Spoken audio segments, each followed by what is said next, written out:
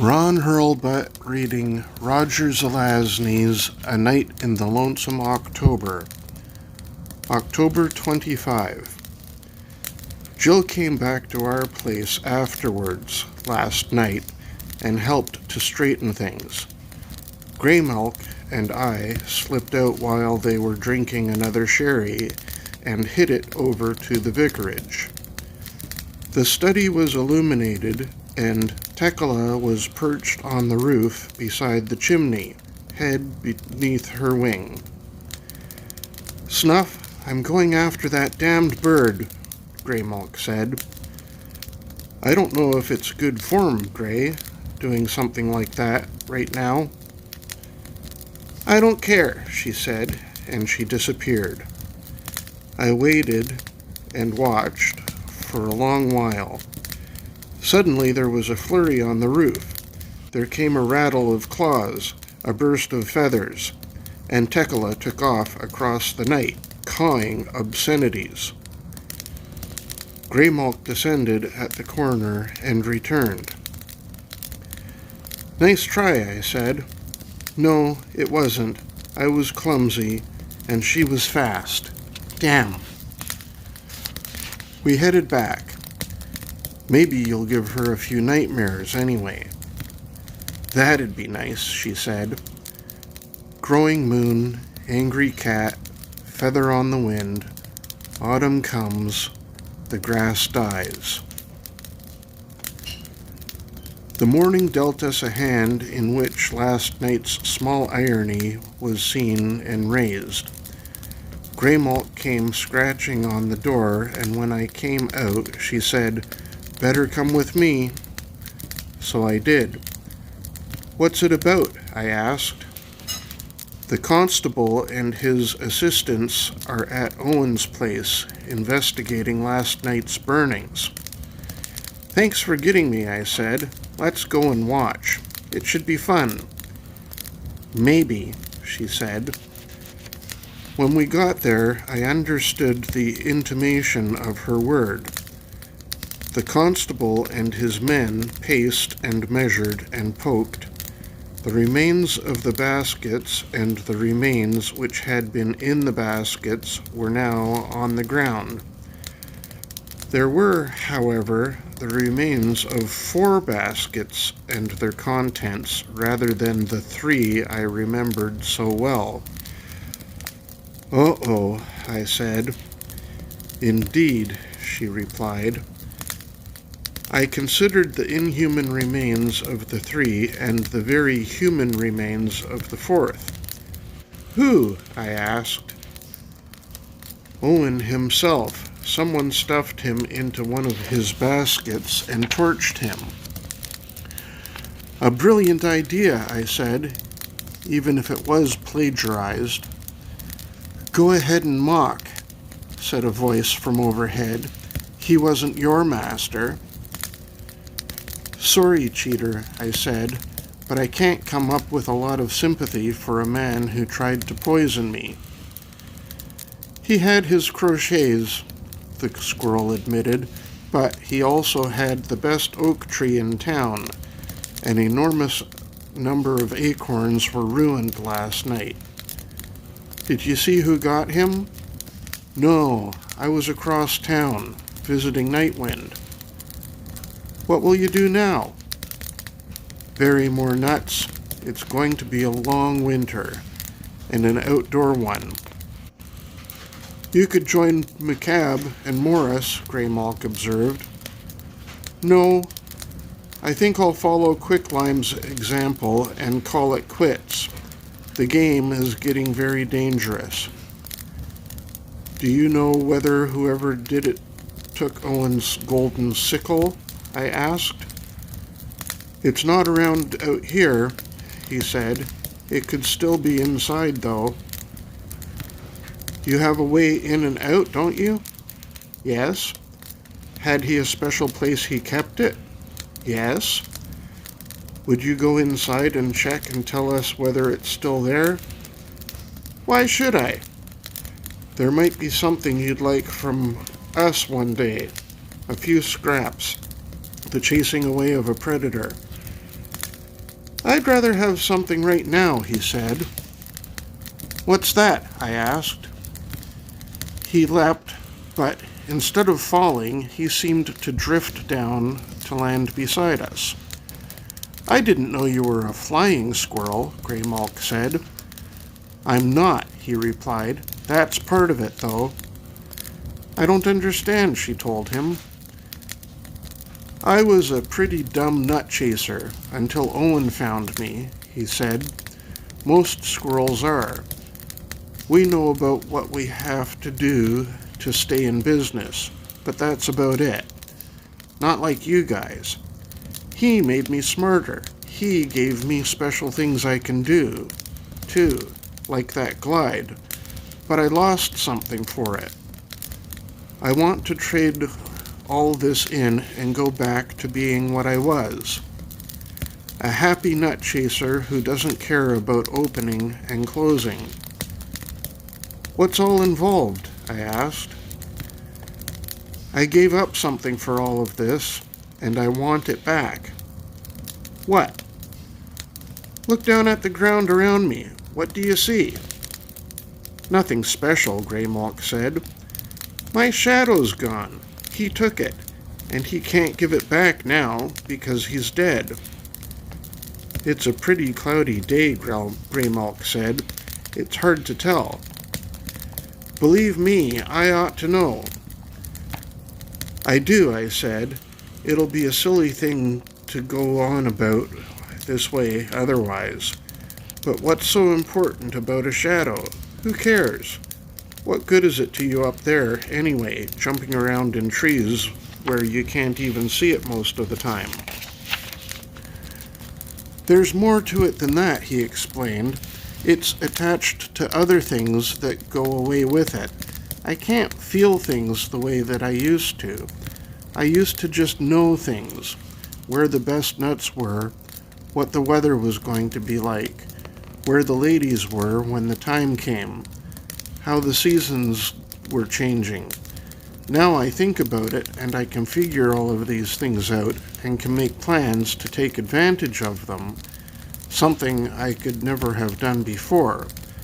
But I've lost all of those little feelings that came with the kind of knowing that comes without thinking, and I've thought about it a lot. I miss them. I'd rather go back to them than think and soar the way I do. You understand about magic. Not too many people do. I'll check on the sickle if you'll break Owen's shadow spell for me." I glanced at Grey Malk, who shook her head. "I've never heard of that spell," she said. "Cheater, there are all kinds of magical systems," I said. "They're just shapes into which the power is poured. We can't know them all.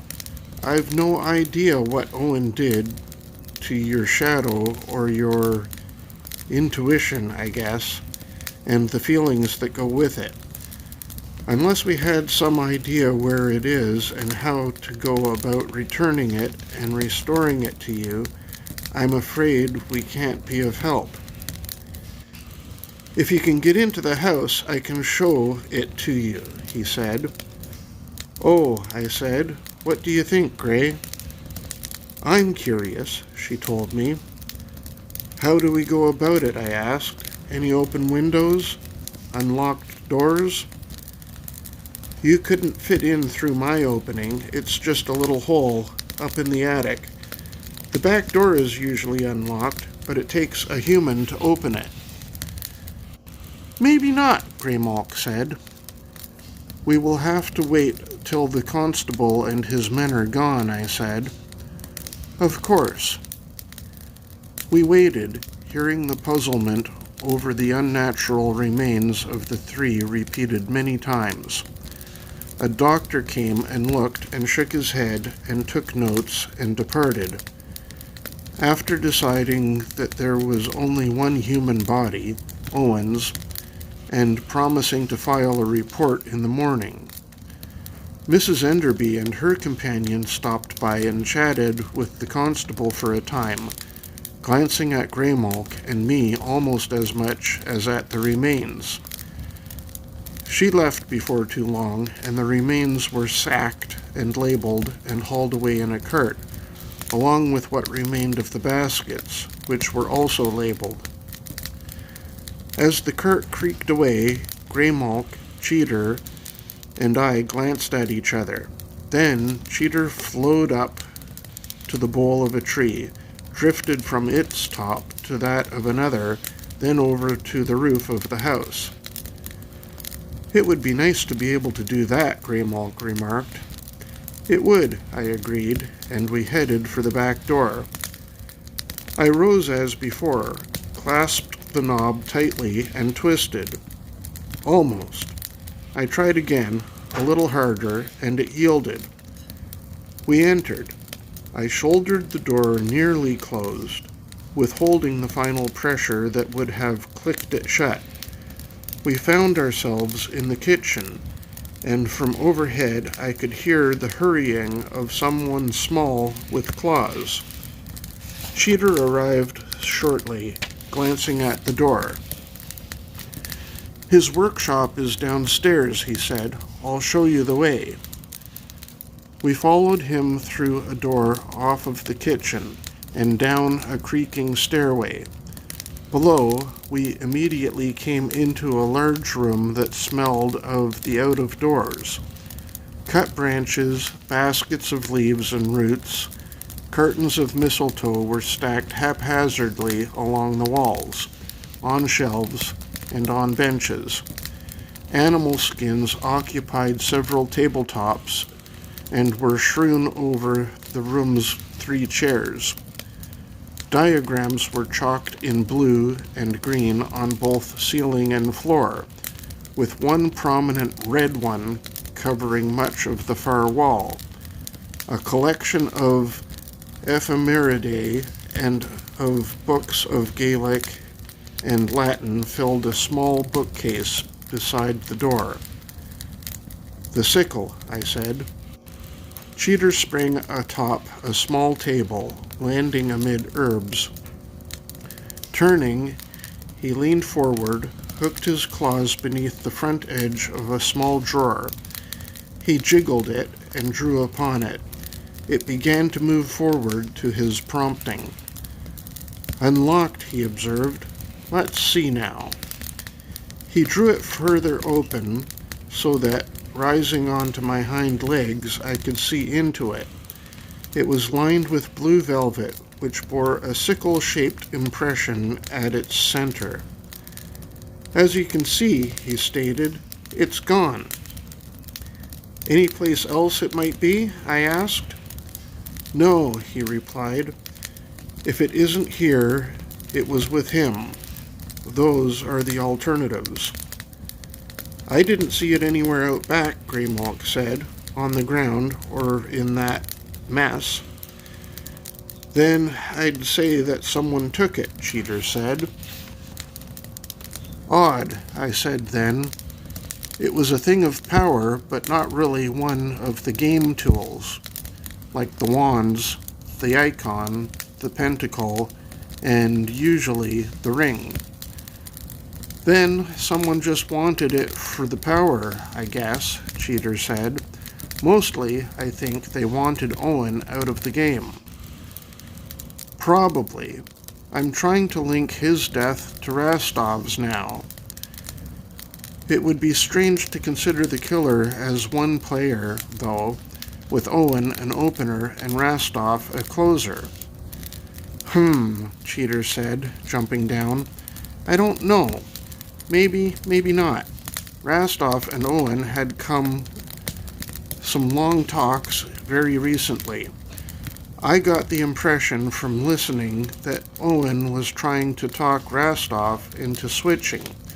All his liberal sympathies and his Russian sentiments could have been pushing him in a revolutionary direction." "Really?" Greymalk said. "Then, if someone is killing openers, Jill could be in danger. Who else might have known of their talks?" "No one I can think of. I don't think Rastov even told Quicklime. And I didn't tell anyone till now. Where did they talk? She asked. Upstairs, kitchen or parlor. Could anyone have been eavesdropping? Only someone small enough and mobile enough to manage the squirrel hole upstairs, I suppose. I paced slowly. Are Morris and McCabe openers or closers? I asked. I'm pretty sure they're openers, Greymalk said. Yes, Cheater agreed, they are. What about the good doctor? Nobody knows. The divinations keep going askew for him. The secret player, I said, whoever it is. You really think there is one? Greymalk asked. It's the only reason I can think of for my calculations being regularly off. How do we discover who it is? She said.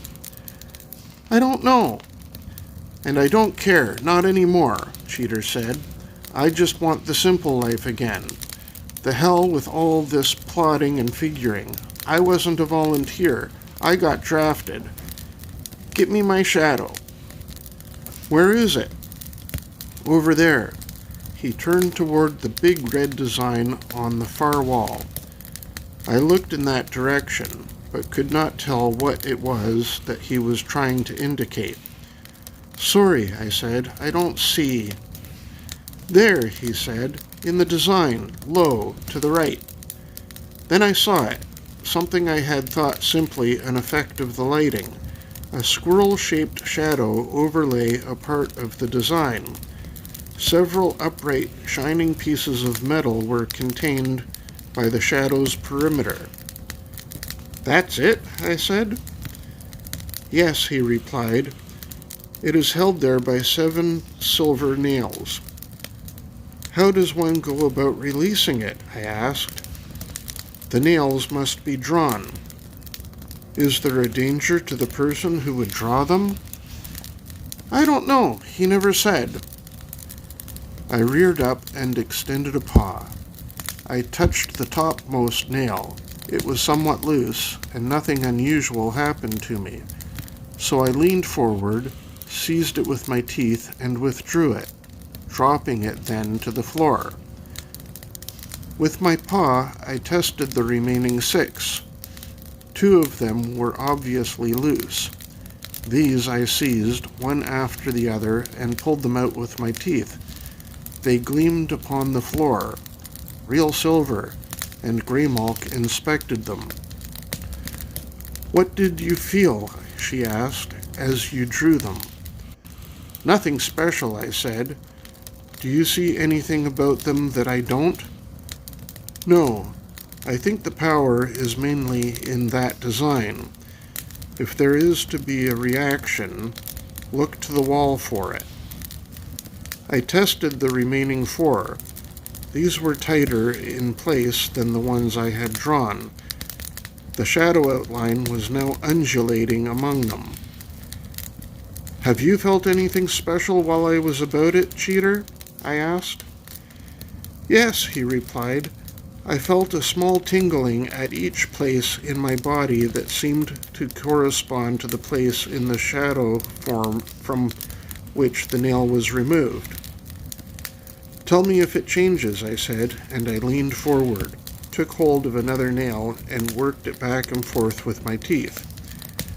It took about a half-minute to loosen, and then I dropped it to the floor and tried the other 3 in succession. 2 seemed seated fairly tightly, and 1 about the same as that which I had just drawn. I took hold of the looser one and worried it till it too came free. By then, the shadow was shrinking and expanding regularly, as if it were flapping in the 3rd dimension of thickness, with parts of it becoming imperceptible to me each time this occurred. The tingling is not going away, Cheater remarked. I'm beginning to feel it all over now. Any pain involved? No. I poked with my paw at the 2 remaining nails. Tight. Perhaps it would be better to fetch Larry and a pair of pliers than to risk breaking my teeth on them. Still, it wouldn't hurt to try a bit first. I worried one for the better part of a minute, and it did seem to loosen slightly near the end. I stopped to rest my jaws then, promising myself I would have a go at both nails before I considered quitting. I gave the second one, which was located about 10 inches to the left of the first, well over a minute of the same treatment, and I found it hard to tell whether I'd affected it much. I did not like the taste of the plaster and the pigment used in the design. I was not sure what lay beneath the plaster, holding the nails in place. Not enough of that covering had chipped away for me to distinguish the surface it covered. Only enough for grit with a damp basement taste come into my mouth. I stepped back. The design looked slobbered upon, and I wondered how dog spit would affect its subtle functions. "Please don't quit," Cheater said. "Try again."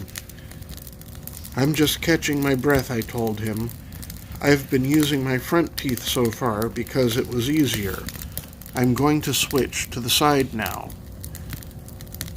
So I leaned again and took a grip with my back teeth, right side, upon the nail which seemed to have responded slightly to my suasions.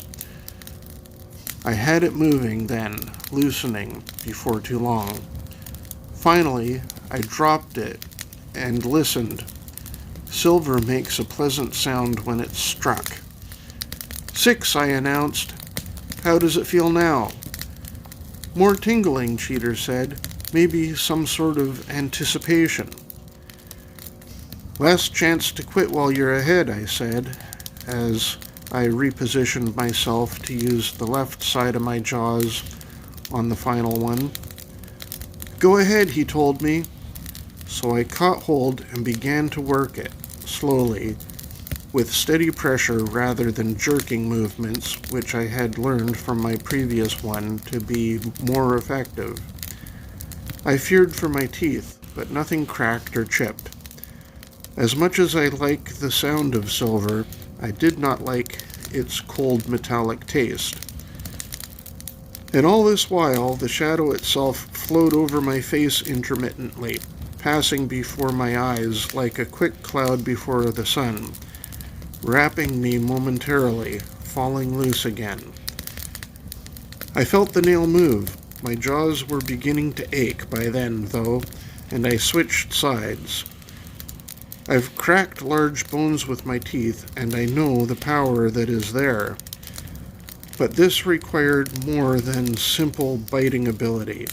It was the movement that was really important, involving my neck muscles as well as my jaws. Forward, back. And then the nail began to loosen. I paused to rest. "What do we do when it's free?" I asked them. "What's to prevent it simply slipping away? Is there any special means of reattaching it?" "I don't know," Cheater said. "I never thought of that." "How was it separated from you in the first place?" Greymalk asked. He made a light and cast it upon the wall," Cheater said. "He drove in the nail, then passed his sickle close to my body, somehow severing it. When I moved away, it remained. I felt different immediately."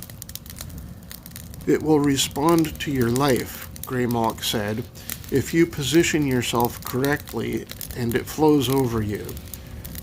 But your life must be exposed at the 7 points which held it, and it will respond to the nails which bound it." "What do you mean?" Cheater asked. "Blood," she said.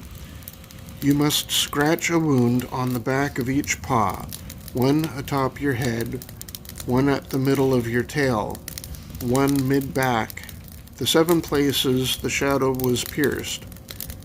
When Snuff removes the final nail, he must take care not to simply draw it straight out, but to drag it downward, snagging the shadow, pulling it to cover you. You will then be standing with a foot on each of the 4 nails which held the paws, your tail resting upon that of the tail, your head extended and down to touch the 6th. I don't know which nail is which now, he said.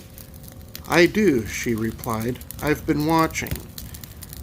Then Snuff will drag the shadow over you and drop its nail upon your back at the place of the 7th wound. This should serve to bind it to you again. Gray, I said, how do you know all this? I was recently given a small wisdom, she responded. By the High Cat? Hush, she said. This place is not that place. Leave it there. Sorry. She moved to position the nails, and Cheater scratched himself, paws, head, and tail. I could smell his blood. I can't reach my back for the 7th, he said. Her right paw slashed forward, opening a bright inch at the middle of his back. It came too fast for him to flinch. There, she said, position yourself upon the nails now, as I have instructed. He moved and did so, sprawled motionless then. I returned to the final nail, taking hold and pulling slowly. As soon as I felt it come loose, I dragged it down the wall and across the floor toward Cheater, never lifting it from contact with a surface the entire while. I had no idea, though, whether the shadow was coming along with it, and I was in no position to ask. Still, if it weren't, I guessed Greymalk would have said something. Lead it over him and drop it upon his back, she said, at the place of my mark. I did that, stepping back immediately afterwards. Do you know whether it's taken hold? I asked Cheater. I can't tell, he said. Do you feel different? I don't know. What now, Gray? I asked. How long do we wait to see whether it's attached? Let's give it a minute or two, she replied. The design, Cheater said then. It's changing. I turned and looked. There might have been a trace of movement to it as I did so, but it was gone by the time I faced it. It did look smaller, though, a bit less extended to the left, and differently disposed to the right, and its colors seemed brighter.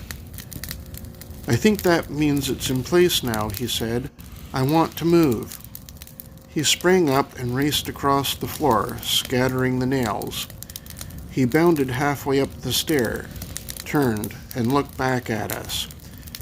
It was too dim to see whether he'd achieved the desired result.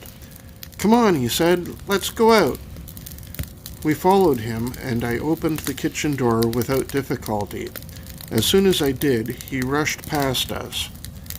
The sun had come out, and as he flashed across the yard, we could see the shadow which accompanied him. He leapt up onto the wall, hesitated, looked back. Thanks, he said. Where are you headed? I asked. To the woods, he answered. Goodbye. Then he was off the wall and away.